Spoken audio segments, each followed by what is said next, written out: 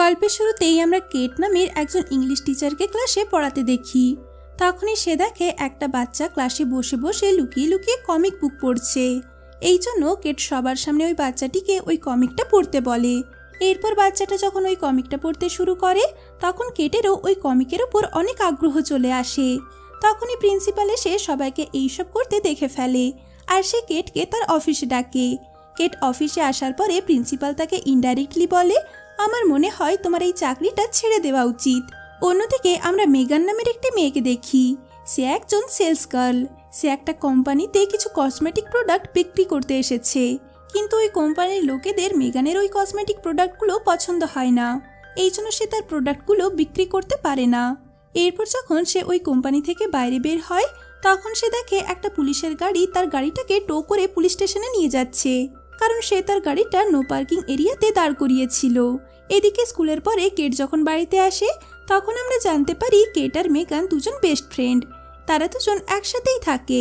আজকে মেগানের পুরো দিনটা নষ্ট হয়ে গিয়েছিল, তাই সে রিল্যাক্স ফিল করার জন্য ডান্স করতে থাকে আর তার সাথে কেটকেও ডান্স করতে বলে। এরপর সে কেটকে বলে আজকে তার পুরো দিনটাই নষ্ট হয়ে গেছে, কারণ সে আজকে একটা সিঙ্গেল প্রোডাক্টও বিক্রি করতে পারেনি আর এর উপরে তার গাড়িটা পুলিশ নো পার্কিং এরিয়া থেকে তুলে নিয়ে গেছে। কেটও তাকে বলে আজ প্রিন্সিপাল তাকে চাকরি ছেড়ে দিতে বলেছে। এরপর পরের দিন মেগান কেটকে ভোর 4টের সময় ঘুম থেকে তুলে দেয় আর বলে আজকে আমাদের কোথাও যাওয়ার আছে, কিন্তু কেট তাকে বলে কাল সকালে আমি তোমার সাথে এই ব্যাপারে কথা বলবো।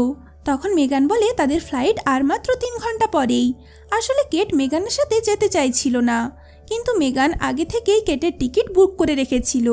এই জন্য বাধ্য হয়ে কেটকে মেগানের সাথে যেতে হয়। এরপর এয়ারপোর্টে পৌঁছে লম্বা লাইন দেখে মেগান বুঝে যায় তারা যদি এই লম্বা লাইনে দাঁড়ায় তাহলে তাদের ফ্লাইট মিস হয়ে যাবে। এই জন্য মেগান ওই এয়ারপোর্টে কাজ করা একটি ছেলের কাছে গিয়ে তার সাথে ফ্লার্ট করতে থাকে। এতে ছেলেটা তাকে লাইনে না দাঁড় করিয়ে আগে পাঠিয়ে দেয়। এরপর কেট আর মেগান ফ্লাইটে নিজেদের বুক করা সিটে বসে পড়ে। কেটের উঁচু জায়গায় অনেক ভয় লাগতো, এই জন্য সে ওষুধ খেয়ে নেয়। কিছুক্ষণ পরে রায়ান নামের একটি ছেলে এসে তাদের দুজনের মাঝখানে সিটে বসে পড়ে। রায়ান একজন ফায়ার ফাইটার ছিল, এই জন্য তাদের দুজনেরই রায়ানকে অনেক পছন্দ হয় আর তারা দুজনেই রায়ানের সাথে ফ্লার্ট করতে শুরু করে। তবে অনেক বেশি ওষুধ খেয়ে নেওয়ার ফলে কেট কিছুক্ষণ পরেই ঘুমিয়ে পড়ে।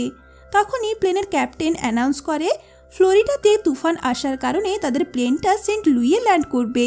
এখানে পরবর্তী প্লেনের শিডিউল হওয়া পর্যন্ত কেট আর মেগান সেন্ট লুইয়ের সেরিটন নামের একটি হোটেলে থাকার জন্য ওঠে। হোটেলের রিসেপশনে গিয়ে মেগান জানতে পারে তার ব্যাগটা এয়ারপোর্টেই কোথাও হারিয়ে গেছে। এতে সে অনেক আপসেট হয়ে পড়ে, কিন্তু তবুও তাদের রুমে যাওয়ার জন্য সে লিফটে চড়ে। তখনই সেখানে রায়ান আসে। রায়ান জিজ্ঞেস করাতে মেগান বলে আমরা এখানে একটা বান্ধবীর বিয়েতে এসেছি। তারাও রায়ানকে জিজ্ঞেস করে তুমি এখানে কেন এসেছো। এতে রায়ান বলে বিয়ের কিছুদিন দেরি থাকায় সেও এখানে থাকতে এসেছে। এরপর রায়ান তাদের দুজনকে সন্ধ্যাবেলায় তার সাথে ড্রিঙ্ক করার কথা জিজ্ঞেস করে। এতে তারা দুজনেই রাজি হয়ে যায়। এরপর রুমে পৌঁছে মেগান কেটকে বলে আমার ব্যাগটা এয়ারপোর্টে হারিয়ে গেছে, আমার কাছে সন্ধ্যাবেলায় পরার জন্য কোনো ড্রেস নেই, তুমি কি আমাকে তোমার একটা ড্রেস দিতে পারবে। তখন কেট তাকে বলে আমার কাছে একটাই মাত্র ড্রেস আছে। এই বলে সে তাকে না বলে দেয়। এরপর সন্ধ্যাবেলায় কেট মেগানকে না বলে একাই রায়ানের সাথে দেখা করতে চলে যায়। রায়ান কেটকে মেগানের কথা জিজ্ঞেস করলে কেট বলে আমি জানি না সে কেন আসেনি। এরপর তারা দুজন যখন কথা বলছিল তখন রায়ান মেগানকে দেখতে পায়। সে একটা ট্রেডিশনাল ড্রেস পরেছিল। রায়ান মেগানকে ট্রেডিশনাল ড্রেস পরে দেখে অনেক অবাক হয়ে যায়, কারণ ইন্ডিয়ান ড্রেসে তাকে অনেক সুন্দর লাগছিল।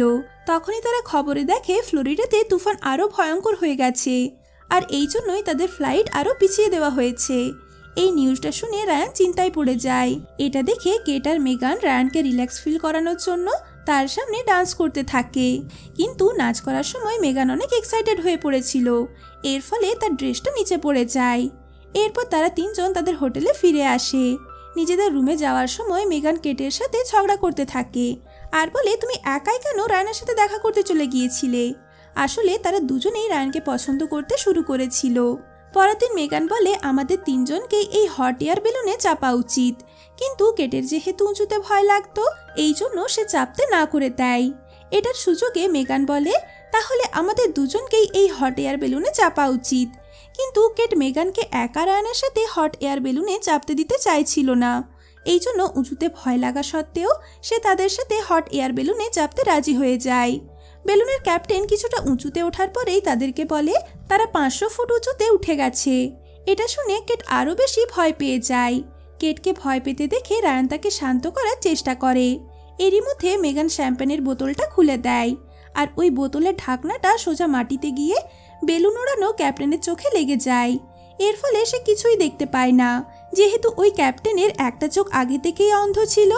এই জন্য সে না দেখেই ওই হট এয়ার বেলুনটা বাচ্চাদের চলতে থাকা একটা পার্টির উপর ল্যান্ড করে দেয়। এরপর তারা 3 জন আবার হোটেলে ফিরে আসে। হোটেলে পৌঁছে রায়ান তাদের বলে সে সুইমিং করতে যাচ্ছে। রায়ান তাদের উপরে বেলুন রাইড খারাপ করার জন্য অনেক রেগে গিয়েছিল। এই জন্য কেট আর মেগান রায়ানকে ইমপ্রেস করার জন্য অনেক ছোট ছোট পোশাক পরে তার সামনে আসে। তারা দুজন রায়ানের সামনেই একসাথে পুলে ঝাঁপ দেয়, কিন্তু জলে ঝাঁপ দেওয়ার ফলে মেগানের চোখে আঘাত লেগে যায়। পরের দিন কেট আর মেগান হোটেলের ক্যাফেতে বসেছিল। সেখানে কেট জুস খেতে খেতে রায়ানকে ব্যাগ নিয়ে কোথাও যেতে দেখে। তারা দুজন তাড়াতাড়ি তার কাছে গিয়ে জিজ্ঞেস করে তুমি কোথায় যাচ্ছ। তখন রায়ান বলে সে একটা বিয়েতে যাচ্ছে। কেট আর মেগান তাকে জিজ্ঞেস করে আমরা কি তোমার সাথে যেতে পারি। এতে রায়ান তাদের হ্যাঁ বলে দেয়। বিয়েতে যাওয়ার জন্য তারা একটা গাড়িতে বসেছিল। ওই গাড়ির ড্রাইভারের নাম ছিল ক্রেগ। ক্রেগের মেগানকে অনেক পছন্দ হয়। রাস্তায় মেগান রায়ানের হাতে লোশন লাগিয়ে দিচ্ছিল, কারণ তার হাতে খুব সামান্য একটু চোট লেগে গিয়েছিল। এটা দেখে কেটের মেগানের উপর অনেক হিংসে হয়। এই জন্য সে ক্রেগ আর রায়ানকে তার ফোনে থাকা মেগানের ছোটবেলার ছবি দেখিয়ে তাকে নিয়ে মজা করতে থাকে। কিছুক্ষণ পরে ক্রেগ গাড়িতে পেট্রোল ভরার জন্য একটা পেট্রোল পাম্পে গাড়িটা দাঁড় করায়। ওই পাম্পে কেট ওয়াশরুমে যায়। তখন মেগান ওয়াশরুমের দরজাটা বাইরে থেকে বন্ধ করে দেয়। আসলে সে এইভাবেই তার অপরাধের বদলা নিতে চাইছিল। এদিকে কেট ওয়াশরুমের ভেতরে আটকা পড়ে গিয়েছিল, আর অন্যদিকে মেগান রায়ানের সাথে ফ্লার্ট করছিল। কেট কোনো মতে ওয়াশরুমের জানলা দিয়ে বাইরে বেরিয়ে আসে। তার সব জামা কাপড় নোংরা হয়ে গিয়েছিল। কেটের এই অবস্থা দেখে রায়ান তাকে জিজ্ঞেস করে তোমার জামা কাপড় এইভাবে নোংরা হলো কিভাবে। এটা শুনে কেট রেগে গিয়ে বলে ওয়াশরুমের দরজাটা কেউ বাইরে থেকে বন্ধ করে দিয়েছিল। এরপর কেট তাড়াতাড়ি একটা জলের পাইপ দিয়ে নিজেকে পরিষ্কার করে নেয়, আর তারপর তারা 4 জন বিয়ে বাড়ি যাওয়ার জন্য বেরিয়ে পড়ে। রাস্তায় কেট রায়ানকে নিজের কাছাকাছি নিয়ে আসার জন্য বলে আমার কাঁধে আঘাত লেগে গেছে। এই জন্য রায়ান তার কাঁধে মালিশ করে দেয়।